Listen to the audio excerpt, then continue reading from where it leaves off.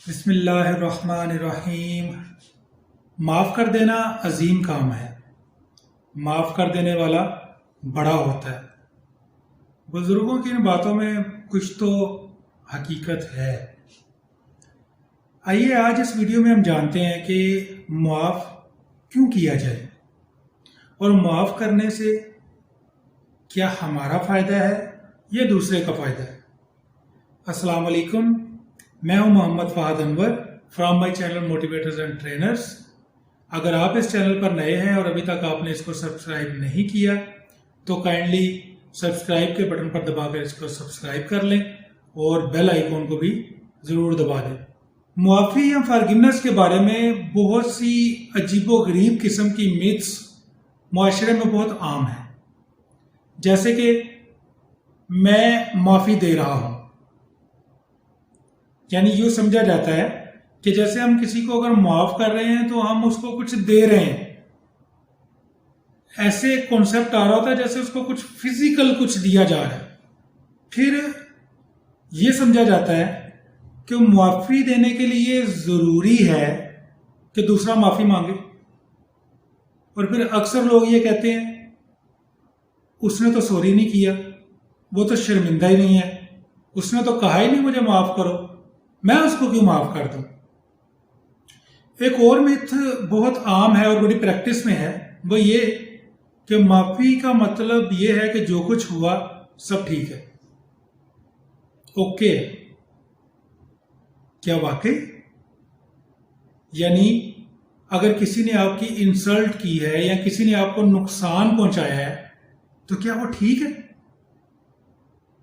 ये ठीक नहीं है।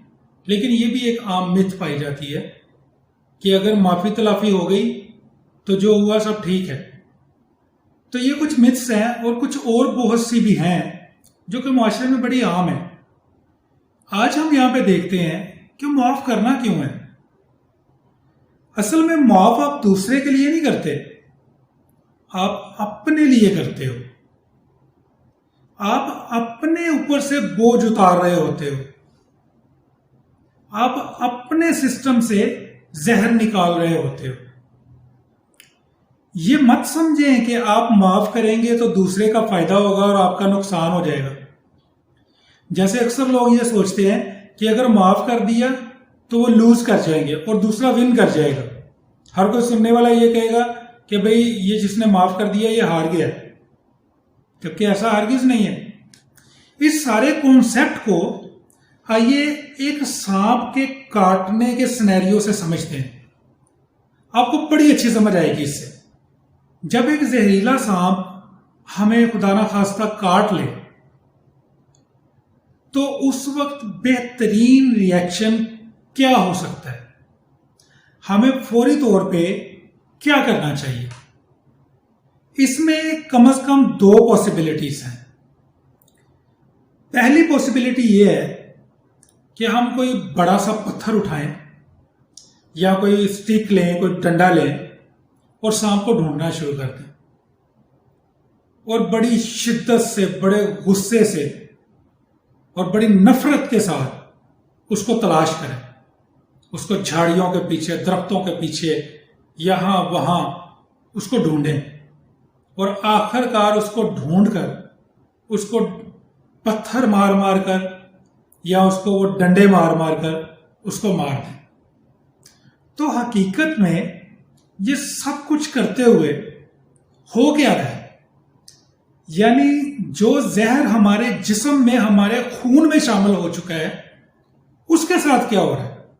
जब हम दौड़ रहे हैं, गुस्सा कर रहे हैं, सांप को तलाश कर रहे हैं, भाग रहे हैं, उस दौरान में वो जहर हमारे खून के साथ हमारे जिस्म के अंदर फैल रहा है। वो हमारे जिस्म के हर हर हिस्से तक जा रहा है, जिस्म के हर हर सेल के अंदर फैल रहा है। तो अब दूसरी मुमकिना पॉसिबिलिटी क्या थी? हमारे पास दूसरी ऑप्शन क्या थी? वो ये थी कि हम जहर को अपनी बॉडी से निकालने के लिए तदबीर करते, सांप को भूल जाते, जहर को अपने जिस्म से निकालने के लिए तदबीर करते। ये एक बेहतर ऑप्शन हो सकती थी। तो ऐसा ही कुछ फॉरगिवनेस या माफी के बारे में है। जब तक आप माफ नहीं करते, आप उस जहर को अपने जिस्म में लिए फिर रहे होते हैं। Just let it go. माफ करो और अपनी जिंदगी में पुरसकून तरीके से आगे बढ़ जाओ। उस जहर को अपने अंदर रखकर अपने आप को नुकसान मत पहुंचाओ। छुटकारा हासिल करो। अपने कंधों का बोझ उतार कर फेंक दो। किसी को माफ करने के लिए जरूरी नहीं है कि दूसरा आपसे माफी मांगे। आपने ये दूसरे के लिए नहीं करना, आपने अपने लिए करना है। तो जरूरी नहीं है कि दूसरा माफी मांगे तो आप उसको माफ करें, कि दूसरा जब चाहे तो तब आप अपना बोझ उतारें।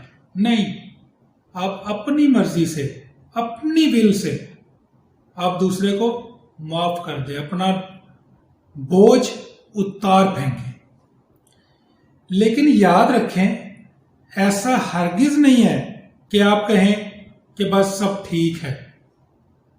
आप वही बात जो पहले मैंने की कि आप कहें इट्स ओके, जो हुआ सब ठीक है। नहीं नहीं नहीं नहीं, बस ठीक है ठीक है ठीक है। इस तरह के अल्फाज मत बोले। कोई बात क्यों नहीं है। जब दूसरे ने कुछ गलत कहा है, कुछ गलत किया है, आपको नुकसान पहुंचाया है या आपको हर्ट किया है, तो उसने गलत किया है। उसको एहसास होना चाहिए, उसको पता चलना चाहिए कि जो कुछ उसने किया था वो गलत किया था, लेकिन आपने उसे माफ कर दिया। ऐसा मैसेज हरगिज नहीं जाना चाहिए कि जो हुआ बस ठीक है। नो, आप दूसरे बंदे को माफ करें, अपने कंधों का बोझ उतारें। उसके बाद अगर रिलेशन को आगे चलाना है तो आप अपने रूल्स सेट करें और अगले बंदे को बताएं कि that behaviour is no more accepted. अगर वो आपके सेट किए हुए रूल्स और लिमिट्स के अंदर रहते हुए आपके साथ रिलेशन को आगे कंटिन्यू करता है तो well and good, otherwise just let it go.